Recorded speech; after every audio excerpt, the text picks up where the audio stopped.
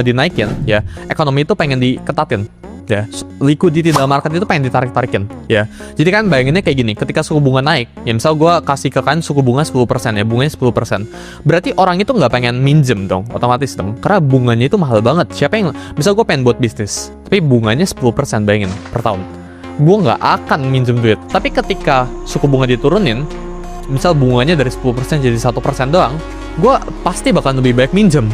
Sebelumnya 10%, kok bunganya sekarang 1%, ya gue pengen minjem dong sekarang dong gitu.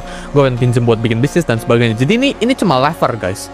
Ini cuma kalau gue naikin suku bunganya, ekonomi ini bakalan lebih slowing down ya. Kalau gue turunin suku bunganya, ekonomi ini bakalan percepat gitu. Dan ini harus fair guys penilaiannya ya, harus wise. Dan ketika misalnya kita ngomong sekarang ya, US contohnya suku bunganya 4%, pengen diturunin ke 3% contohnya. Berarti ini berdampak buat risk on assets, berarti ini berdampak buat bisnis.